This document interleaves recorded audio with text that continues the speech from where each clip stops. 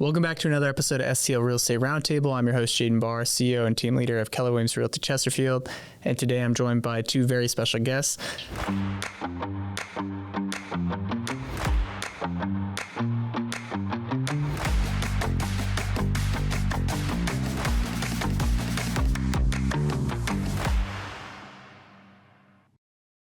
Fleshman and Emmy Crawford. Thank you so much for joining us. Thank you, Jaden. Yeah, so I start off every episode pretty much the same way, which is what got you started in a career in real estate? You want to start? Yeah, I'll start.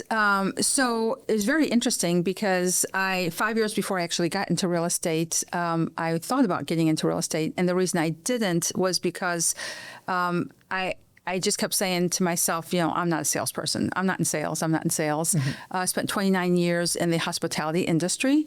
And within that industry, my job was I was a numbers girl. So I taught people how to build their businesses. Mm-hmm. And that's what I love to do. I love being with people and loved showcasing their talents. And when COVID happened, I'm sure a lot of people got into real estate or other jobs during, that period. Mm-hmm. I made the decision that if I was going to get furloughed and laid off, I was like, I'm just going to go for it. So I decided to go for it. I got in, passed my test, got into Coldwell Banker, mm-hmm. and just started from there. And day one, I said, why did I wait? Like literally day one, I was like, I love this industry because the great marriage was that I was all about people person. My job was about numbers and taking care of people, and the relationships were so important. And then you come into this job and the relationships are so important, no matter whether it's your client, whether it's your colleagues, or whether it's the other agent on the other end. Those relationships are so important. And then the money's there and the numbers are there. So I'm like, what a great marriage. I mean, it was perfect. So I fell in love, and here I am 4.5 years later. That's awesome. Yeah, That's I awesome. do recall meeting with you when you started. Right. And we had a lot of conversations. Right. Because we were one of the very few agents in the office during that COVID. So that's how you two got connected, right? That's correct. Right. I think John joined the office probably 6 months. Yes. After I did. Right. Yeah. So how did I get started? So helping people has always been a passion that I had. So during even high school years when I was in Vietnam, I was always out there helping the community.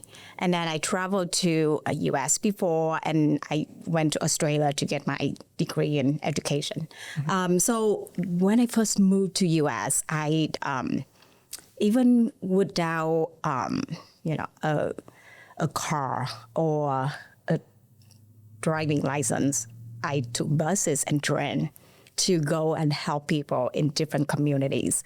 So then from there, I started in interpreting. And that's actually where I started helping people looking for houses. But I was working as an interpreter at that time. Okay. And then my clients told me that, asked me, why you're not helping, maybe you should be able to help me sell and buy houses too. So then I started. Well, I love helping people, and I love architecture. And then my husband is actually also a broker. So we talk about that a lot. And in 2019 is when I decided I'm going to get a license, and I will start, doing this as an official job. Yeah. At that time, I was having my second baby, and I was teaching at WashU and St. Louis Community College when I started. Mm-hmm. But yeah, the first year in real estate was great. And mm-hmm. I love that I was able to combine my education background into real estate, where I help people, mm-hmm. And help educate clients, especially first-time home buyers. Right. There's so much for them to learn. And it's been a great, career since then. Yeah. I think a lot of agents, there's very few that just start, their first job is they're a real estate agent, right? And so it's always interesting to hear people's background and how those previous work experiences have led to the success that they are now experiencing as a real estate agent. You know, you as an educator, you in the hospitality industry. Yeah. And when I speak to others, they say things like I have someone who's very interested in getting into real estate, and she's like, oh, but I'm a hairdresser. And I said, and I'm in the hospitality industry. So, I mean, you take your skills and you bring it to the table. Yeah. And it's what, and as a hairdresser, you are around people, you're building relationships.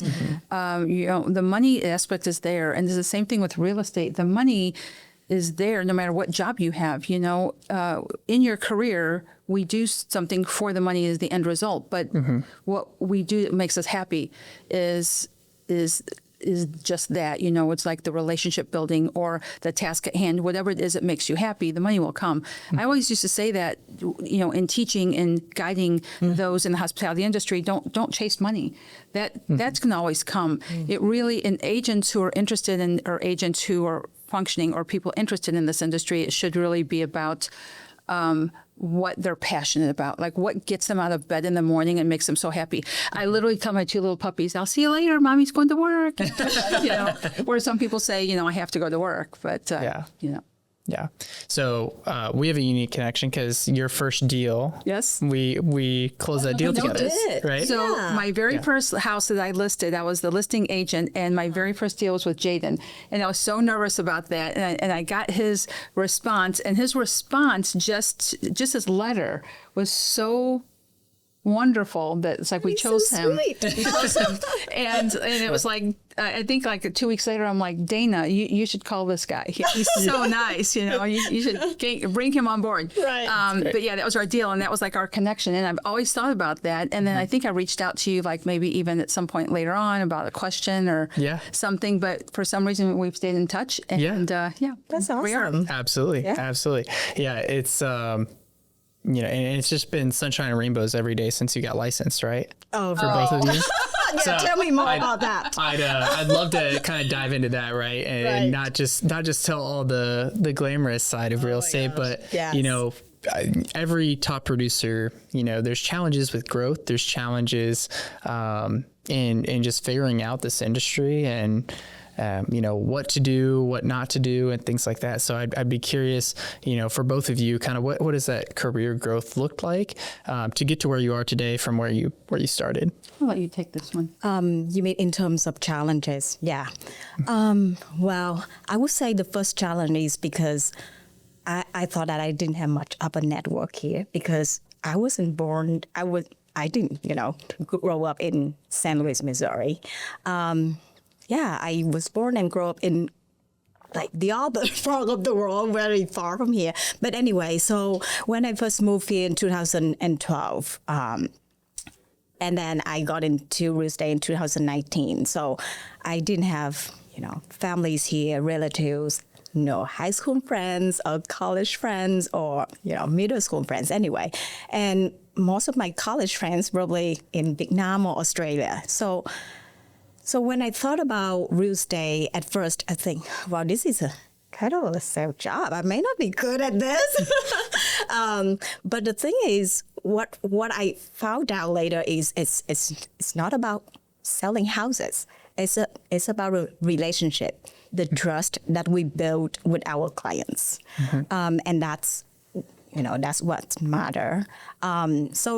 Challenges is didn't have much of a network here, but what I did is I was always involved in the community. So I feel like most of my clients in my previous job as a professor and interpreter, they already know that I'm a trusted person and I do care for their interest. So they know that they can trust me with whatever I'm doing as well. So I was very fortunate that, just a couple months after I got licensed, my friend called and say, hey, we're going through this. Can you, sell our house? And I did everything just, in the way that I put all of my care and the intentional service to make sure that they feel like they know that they can trust me and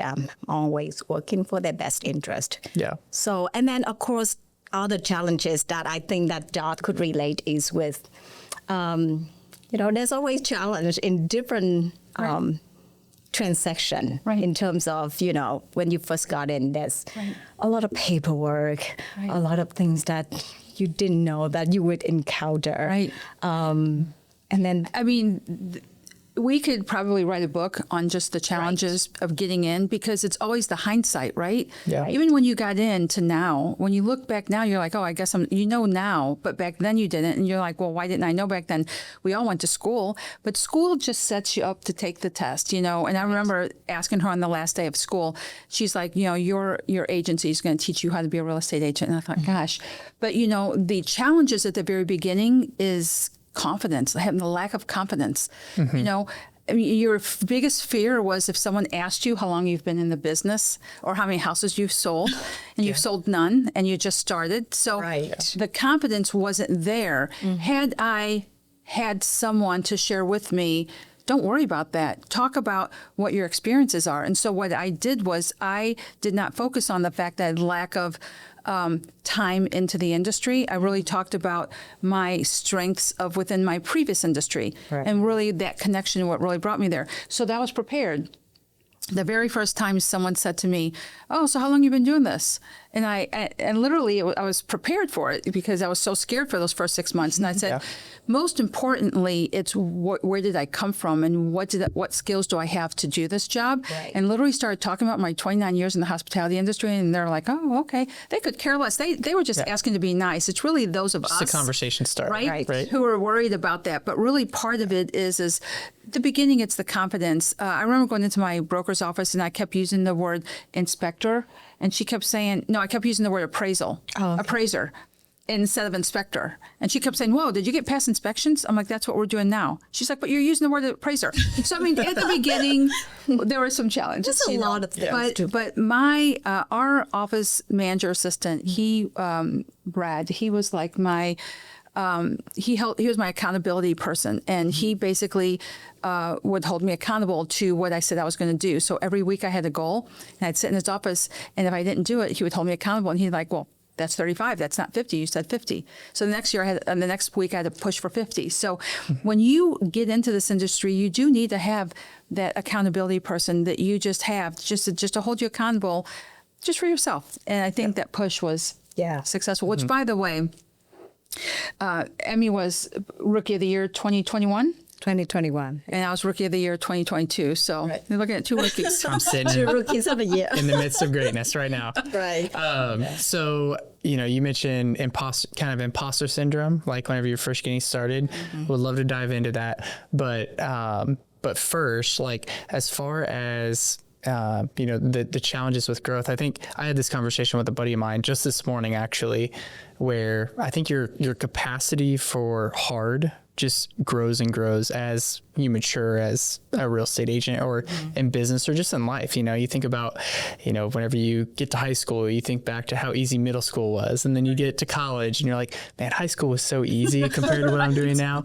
And then you get out into your first job and you're like, man, if I could just go back to college, it was so easy. And then you get married and you're like, man, being single was pretty easy, right? Oh my God. And then you have kids and then you're like, man, remember how much time we had just being married? And so I think just as you go through life, your capacity for hard just grows. And so I think as agents too, that capacity for, taking on more and being more efficient and figuring out how to solve problems and things like that, it just, evolves over time. Right. But yeah, I think, whenever you said that, I immediately went back to that conversation. I love that analogy. That makes so much sense. It just makes so much sense how easy everything seems to be. That's why we always say things like the good old days. Yeah. Right. Yeah. And then, we're in them right now. Right. Yeah.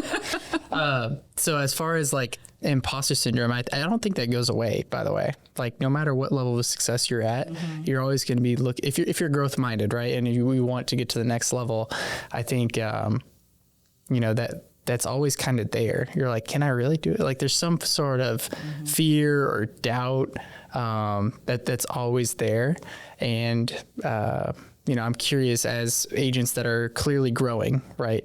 And you're going through the challenges of growth right now, I'm sure. What how do you approach that? Like, what's the mindset? How do you stay, positive and sane through the massive growth that you're experiencing? Yeah, I would like to start saying, first and foremost, you have to be surrounded by other people, who have that like-mindedness and who are there for support, because we have questions. It doesn't matter how long you've been in the industry. There's questions. There's always something new. Also. And maybe she experienced it, and maybe she can share with me a little bit about that experience or whatever. But the growth really, I feel like 2025 was my year of growth. I've doubled my business. And at that point, I just felt like I just needed some help. And so I was really reaching out to other agents in the office, asking them to either help show a house for me, or maybe do an open house for me, or assist me with an open house on a bigger home, or whatever. So I started doing that, realizing that was a pinpoint that I realized, and that's when Brad kind of came back into my brain from those first meetings we used to have, that do what makes you happy.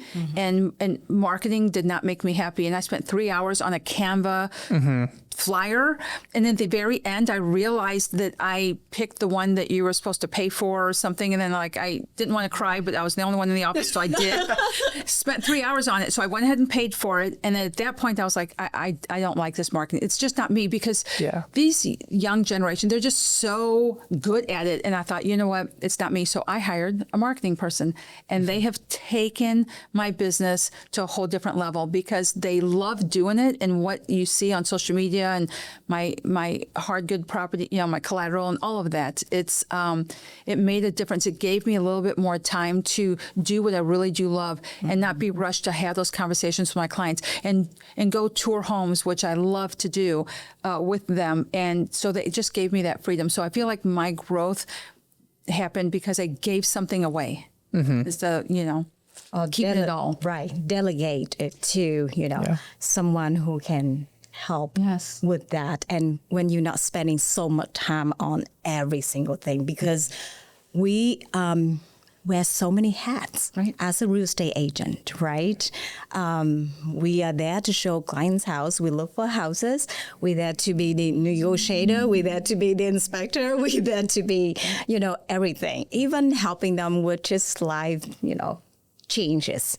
And I see us as problem solvers.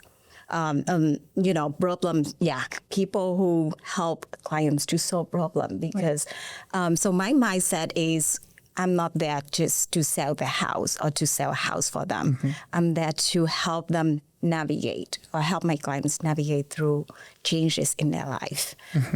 So for me to grow, I love marketing. So I've been doing that myself.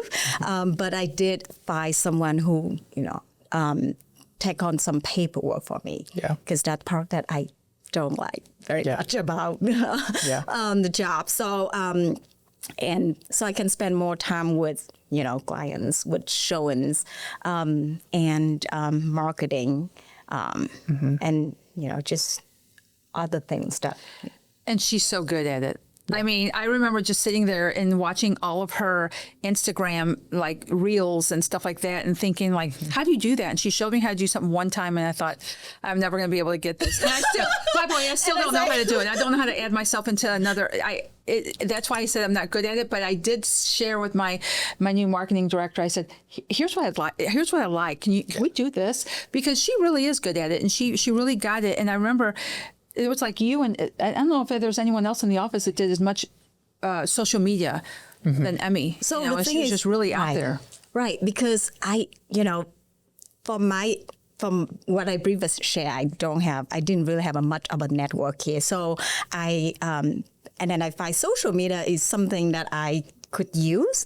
And when I, could just experience it, I just feel like this is so fun, and I can educate my clients. I can entertaining them at the same time, So I just feel like that is what I really enjoy doing. So I focus and I spend more time on that. And I have clients reach out to me through social media and told me that, they feel like they know me before they even match with me before. So it just, showing up there and just be myself, basically. Yeah. I love it. So from the outside looking in, like, you know, somebody looks at top producers like yourself, it's like, man, we got it all together, right? Newsflash, we're all figuring this out, right? So I'd love to hear, like, what are some challenges that you're currently working through in your business, and what are areas that you're looking to grow in this year in 2026? I mean, we do have a lot of business, which is a blessing. But the challenge is how we can be there for every single client without any divided attention. Or how we can also spend time with our families without divided attention, right? Or even when I go on vacation, I always work. So how can I ever be on vacation without working is another challenge too that we need to work on and make sure that we do have quality time with our family. I'm sure that's a big one with a lot of real estate agents. Right. You know, just having family, you have a young family as well. And I think the biggest thing is being able to say, you know, I mean, I tell my clients all the time, you know, just call me anytime. And it's okay. I mean, I have had a client who called me at 10:30 and I was up. But part of it is how do you know, at what point do you kind of draw the line? I don't know. I don't have the little kids. I don't have all that. So I guess for me, it's okay. But then again, if you're not careful, then you do have those vacations, you do whatever. But if you have great people around you and you connect with them and we share that responsibility, we have shared with other agents that we are part of our group. It's just like, if you're going to go on vacation, just let us know. Right. You know, I'll show your house. You know, if you need a contract written, I'll write it. We can change it out into your name later. Whatever it is, it gives. And we have to build that culture. And part of that culture is hopefully every office has it. Our office has it. And being able to do that is so, so important. And I think that that's the relief. You know, so we're going to fail at things, but, you know, we want to take things on hopefully together to allow someone to take that vacation or what have you, because it is. And, you know, there's definitely lots of issues, you know, that you want to be focused on. And it's like, especially in this market that we're in, you know, houses are going under contract so quickly. You know, you've got to get out there. You've got to be on it. You've got to be on the phone. You've got to be on your screen. You've got to be doing all those things. And so when at some point you do start realizing we may need to bring another person on board to help us to do all these things. And so I think we together are at a point in time where we're considering. And that is kind of our goal, is how we combine our resources to be able to, you know, serve our clients better, or to be able to just be there for our clients whenever they need us. Growth comes with challenges, right? And there's a lot of different aspects of that. And I think, you know, you kind of touched on it, is just how do you leverage people, systems, and tools, right? Those are the three forms of leverage. And how do you know, maximize your time to be the most efficient with what you have currently in your business. So that's great. So as far as kind of the vision for your business and things like that, what do you mentioned, you know, possibly adding to the team, but looking at where you're at today compared to where you were the first day you got licensed, what are you most proud of? So the first 2 times I cried and said I was going to quit, I'm glad I didn't. Yeah, you're still here. I'm proud of you. She's still standing. You know, you get that one really rough situation where you think you're going to get sued, and you know, it was the one time the office was packed, and I did cry, and our admin said to me, "You're not a real estate agent until you cry, so welcome on board." And I was like, okay. So your you know, initiation. part of it is slowing down and slowing down and really focusing. So last year I had like 6 things going at the same time, and again, like I told you earlier, it was my biggest year, so I had doubled my business. I wasn't ready for it. But I don't know how someone gets ready. I mean, I guess you just go through life, and it just happened. But I wasn't ready for it, and I was there, and I was asking for so much help, et cetera, et cetera. Meanwhile, I had realized that I had, you know, made some mistakes. I mean, they weren't crucial mistakes. There was no lawsuits or anything like that, but I just forgot to turn in an invoice. Therefore, I was stuck with about a $4,000 staging bill. And part of that was okay. We worked it out, great stager, and we worked it out. But part of it was, I don't want to make this mistake again. So that mistake turned into me creating a new form, and that new form has on there staging, and it has, collecting funds, and it has all this new stuff that I do with that. And a lot of it is just like I'm thinking about it, but I want it in writing so I don't have to think about it. I can just check it off. Did I buy boxes for my clients that are getting ready to move? Checked off. On moving day, are we ready to go? Because I like to buy lunch for my clients on moving day, because they're not thinking about food. They're thinking about moving in boxes and first house, second house, and so at some point they get hangry. So I want to make sure I'm there to feed them. So, it's checked off. Did I order it? It's like that mistake turned into, I've got such a better system that I feel so good about my system now. And I feel good about being okay releasing. I feel like I'm an A personality where I like the control, but I still need to follow up, but I need someone else to do it. And it's worked out well. I meet regularly with my marketing person, and so they can take it over because they know what my desires are. And it's just, they're better at it. Yeah. They're better at it. So I feel like the growth part of it is from where we were to now is really more about releasing control and being okay with those mistakes. It's like, instead of being mad that I made a mistake, just thinking, well, I'm so much smarter. Now I know how to learning from it. Write a better contract that's a VA, and they want cash back on, a multiple offer situation. So, love it. Yeah. How about you, Emmy? Yeah, I feel like I'm proud of being able to be a resource for other agents in our group, or newer agents who would call me and ask questions, and I feel like I can mentor them or give them help or resource where they find is helpful, and help them become a trusted agent like I am too. So and being able to collaborate with other agents. Yeah. So we have a group of agents in our office that I know that, or they know that I can count on me. So, Tammy out on vacation, or Dot on vacation, or someone, they know that they can count on me. Right. Or I know that I can count on them too. So being able to trust others is also very important, where I know. Because, I want my clients to be served the best way they can. My fear whenever I go on vacation or go out of town or have something going on is, who's going to help my clients, right? Mm-hmm. I passed out one time in another country on vacation, and my first thought is, oh my gosh, who want to take care of my clients? So being just knowing that I have agents I can trust, or I can be the trusted one that they can count on, is a really relief in that way, that I grow. Because first year, the first 1 or 2 years in the business, I wanted to do it all. I want to be everywhere to, And we did, because it was to do everything. And like the first 3 or 4 years, maybe. I think last year is where I also doubled my business. Right. So that is where I, ask for help in terms of paperwork or showing sometimes.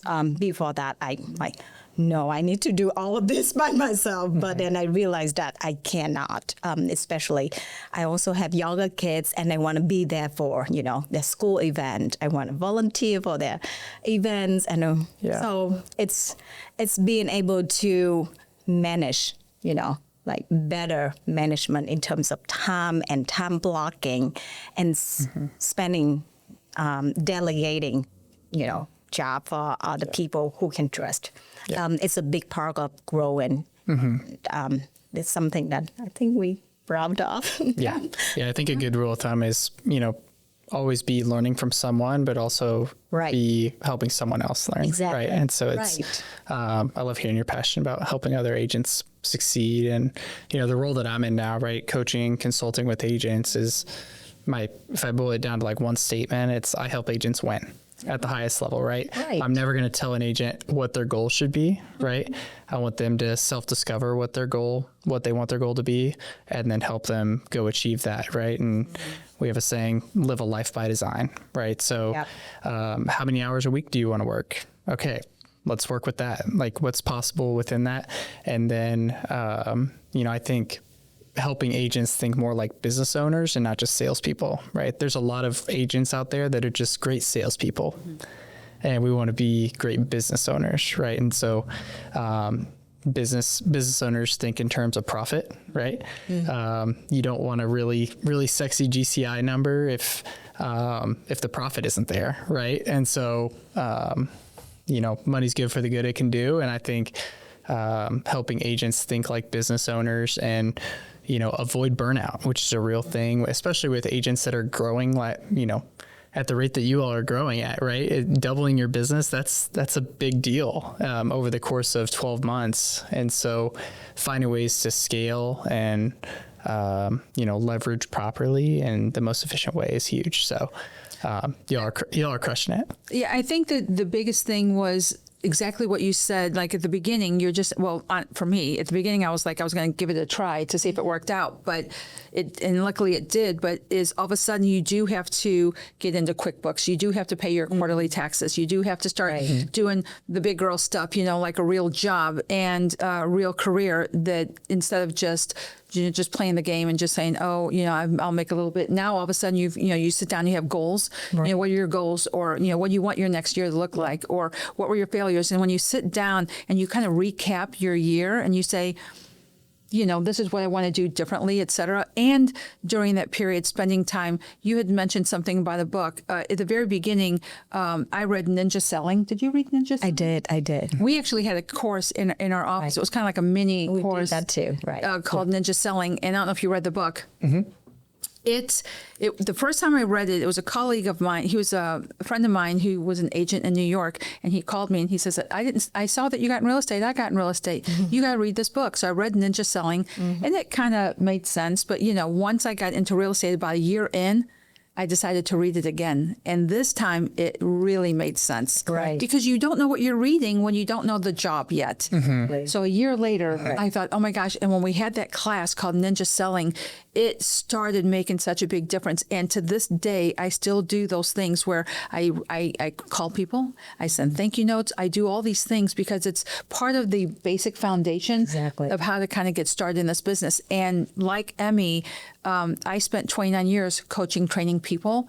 And when I was younger, I wanted to be a teacher. I never got to be a teacher, but I taught my whole life, So for 29 years, I did that. And part of it is helping those in the office when they ask questions and they say, hey, how do you do this? Or they'll call me and they say, hey, I'm writing an offer, and I want to get rid of, what do I do? And it's so great to just be able to help them and them be appreciative of it. Right. And at the same time, us go to others and say, hey, I know the answer to this, but I'm just going to say it out loud. Can you make sure I'm in the right direction? Mm-hmm. So to have that is so important, just anywhere. I mean, I can't preface enough to other agents within our area, within our market, is just make sure you have those people around you. Right. And I guess I get concerned about those agencies that just don't have offices that you go to and it's just all done online. You still need to have those people to connect with, right? Mm-hmm. To be able to just bounce things off of and just ask a question and make a call. Right. Absolutely. Yeah. Absolutely. So we're winding down here. What would be your number one piece of advice for an agent that's looking to grow to the level that you two are at?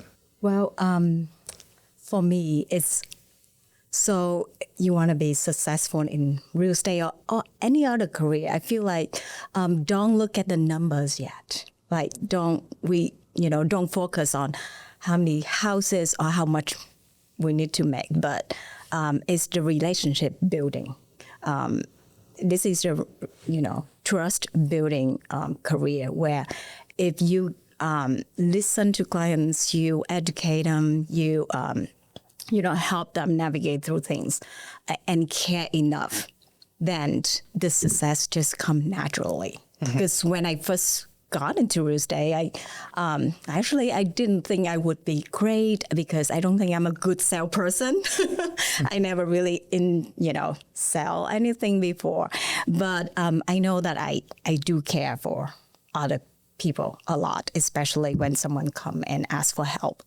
I'm always there and just, be out there, be authentic yourself, and then show up with integrity, and have the right mindset also. Like if a friend of mine call and say, hey, can you help, can ask me if I can help, her uncle or aunt to sell a house. I don't even know where the house is, but I would just say yes. So always say yes. Yeah. I love it. And one of the books that I really love that I can relate it to is The Go Giver. Yeah, that's a great book. That is my favorite book. I see myself in that book. Like just go out there and give whatever you have. Yeah. And it will come back in, unexpected way. Yeah. That's go give or sell more, correct? Right. Okay. Yeah. Yeah. How about you, Dot? Any words of advice?